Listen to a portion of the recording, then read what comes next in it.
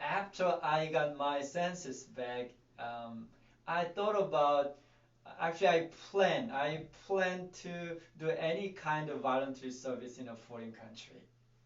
And after baptism, my pastor, who knew about my plan, he suggested me to join 1000 missionary movement, which was under Northern Asia Pacific Division.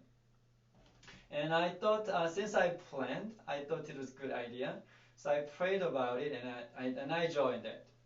And during the training, one day I'd like to know other missionaries' motivation to join. It's a great thing for the Christians to do the missionary service. So I expected like a great testimonies from them since I was a baby Christian. But as I was listening to each of them, I was kind of shocked. To my surprise, many of them joined with non-religious reasons. Like one, and after he broke up with his girlfriend and he couldn't handle emotionally, so he joined. There are many other reasons. And through that incident, I got to know that the same work can be done with different motivations. And the result would be very different depending on them. So this morning, we are going to learn about the energy that gives extraordinary power and courage to move people to act. Okay, now we are going to the scene in the Mark chapter 1. One day, a leper came to Jesus. But if we understand the background culture, this isn't a regular scene that people would encounter every day. Maybe it would be a once in a lifetime event. And a leper wasn't supposed to approach anyone, since they were ceremonially unclean. So their touches, whoever they touch, they became unclean. So that's why people could stone and execute him if any leper approached any person. When based on this understanding, then we can assume that something really motivated him to do it. Something that he was ready to give his own life. He could exchange this event with his own life. So something really, really motivated him. I'm wondering, have you ever had such passion in your life? No matter what, no matter how much does it cost, no matter how much you suffer, I suffer, I will do it. Have you ever had such a passion in your life? The leper in Mark chapter 1 was like that. If I die, I die. Die with the leprosy, die with being stoned, that's it, that's. I will put everything on Jesus. For him, the leper, it was being healed and restore his life and all his relationships. You know what? Every single person who breathes needs Jesus as much as the leper. But the problem is that not everyone feels the same way. We know Nelson Mandela, right? I think many of you respect him and cherish what he had done. After he was sentenced to life imprisonment, he said, quote, "I have cherished the idea of a democratic and free society in which all persons live together in harmony with equal opportunities. It is an ideal that I hope to live for and to achieve, but if needs be, it is an ideal for which I am prepared to die. Mandela fought for freedom and equality. Then people with this kind of energy change history, at least his or her own life. The leper begged Jesus, Lord, if you are willing, you can make me clean. He had faith that Jesus could heal him. And this is another power source. Faith also gives a superpower and courage to do anything in faith. So here we can see the deepest desire the leper had when he said, Lord, you can make me clean. And when he decided to approach Jesus. But he could say, please heal my leprosy. But instead of saying that, he said, please clean me. Make me clean. So he wanted to be clean, not unclean. So not like other diseases, as I described, leprosy was considered to be unclean and cursed from God. So the lepers, they had to be away from their own communities. Their life was cut off from all religious ceremonies and fellowship with the loved ones. Participating in religious ceremonies is a really big deal, even for the first century Jews. So his desire to be back to the community and to the loved ones and participating in religious ceremonies was stronger, stronger desire than to be healed from the leprosy disease. So God make a man to live together. One of the most severe punishment in the prison is solitary confinement. They get crazy if they stay there 1, 2, 3 days. We need each other. We really, really need each other. To be loved with the loved ones is a strong energy that makes people to act. So when I was in Korea, I met many foreign workers from different parts of the world, and they lived away from their family members. Sometimes mother alone, sometimes father alone, and when I talked to them, I often felt their deep desire to be wanting to be united with their family members again. So they work so hard day and night to just want to make their foreign country stay to be shorter. It's a very strong energy.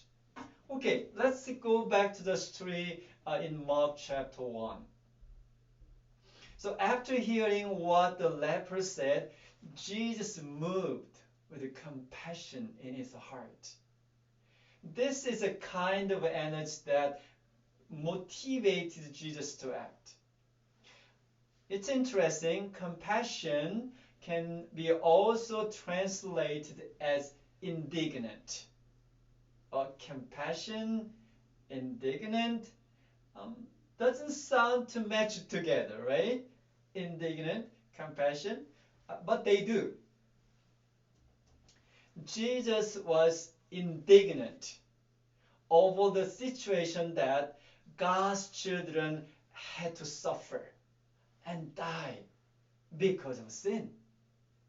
However, he had compassion for the leper who was suffering.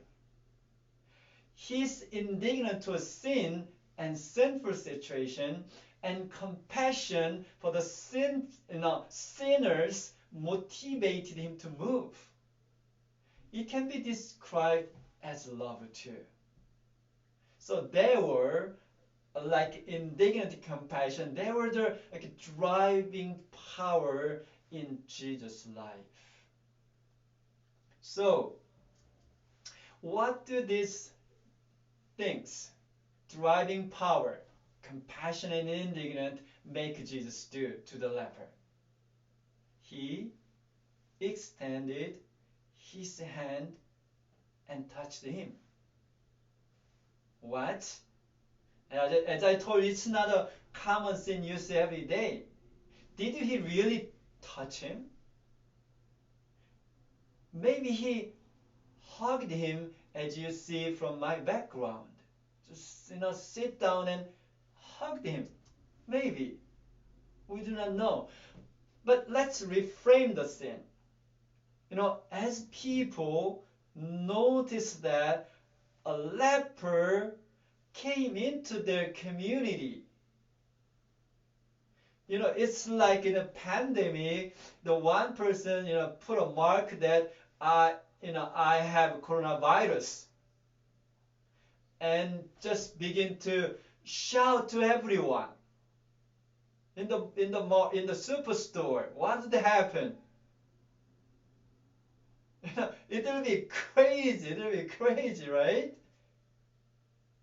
In the street, downtown, one person say, I have coronavirus day, and I have coronavirus, and it'll be crazy. But it's more than that. They saw leper in their community, and they looked for stone to throw at him. And with anger, they say, hey, jerk, stay unclean and get out of here. But the leper just kneeled down and fell at Jesus' feet. And probably they waited what Jesus would do to him. And probably they expected the same thing they were trying to do. He may pick up the stone and throw it at him. But unfortunately for them, things didn't develop that way. Instead, Jesus extended his hand. So you can think about crowd around leper and Jesus. They shake it. No, don't do that. Don't touch him. Don't never do that. Just pick up the stone. But Jesus touched him. As I said, he may just kneel and hug him. Have you wondered why did Jesus touch him? Since he could say, be clean, and he would be cleansed. But instead of just saying, he touched him. The leper who cut off, we do not know how many days, months, years, but who cut off from all the loved ones. He needed that human touch. He needed that human touch. Gentle, loving human touch. So he touched the untouchable. I have a shameful story. It's a very shame. When I was in my early 20s, several times a year, the group I belong to visited a facility for physically disabled people. It's a Korea have a little bit different system than Canada. The incident happened during my first visit. So one of the occupants was an 18-year-old girl whose mental growth was about 3 years old. She grabbed a piece of cookie and tried to feed me. But her hand was so dirty. I was not really able to have it. And it's this kind of disgusting for me at the time. So I just grabbed the cookie and escaped from her. I moved my seat away from her. And I felt so bad when I was coming home, after the event was over. Of course, I got better as I went to there more often. But Jesus, he touched the leper. It was, if we know that, it was just more than just gentle, loving touch. As we know, the ancient Jewish sanctuary sacrificial system, they required the sinner to bring animals to sacrifice for forgiveness. So Lambton, one day he damaged his neighbor's vineyard for insulting him yesterday. But he was found out guilty. So he had to pay back as much as he damaged his neighbor's vineyard. So after that, he took one of his lambs and put him on his shoulder. He went to the sanctuary and following priest's instruction, he put his hands on the lamb and prayed, "My Lord, I have sinned. Please let my sin transfer to the lamb and forgive me." After that, he took his knife and slashed the leg of lamb and drained the blood and cut it into pieces. And they were laid on the altar and were burnt as a burnt offering. So the lamb was offered as a burnt offering for the sake of Lambton, guy who damaged his neighbor's vineyard. So when Jesus touched the leper, not like the lamb's sin when Lambton's sin, touched the lamb got the sin. But when Jesus touched the leper's sin, his sickness was transferred to Jesus. Did you know that? Matthew 8:17 says, "He himself took our infirmities and bore our sicknesses." And 1 Peter 2:24 says, "Who himself bore our sins in his own body on the tree." Did you know that? When Jesus touched the leper, his sin, his sickness transferred to Jesus Christ. To follow Jesus, to preach the gospel, we need the energy that Jesus used to finish his mission. Indignant over sin, compassion to the sinners, sacrifice to save the lost. Jesus said, "I am willing. I am willing." What was he willing to do when he said, "I am willing"? People saw a greater healer on that day. No one had ever seen such a thing in their lives. However, there was something that people didn't understand. That when Jesus said, "I'm willing," Jesus said, "I am willing to die for you. I'm willing to take your sickness." Jesus was willing to die for that miserable, dying outcast. My brothers and sisters, what wakes you up in the morning? You would say alarm clock? Maybe hungry stomach? But we can have a greater cause. Something that passion, some energy in your heart couldn't let you stay in your bed any longer, and you wake up with a passion. My friends, what makes you stay till late at night? Crying child? Your job? Your study? But we can have a greater cause than that. Something burns your heart. So that even though you go to bed, you cannot sleep because of passion and fire in your heart.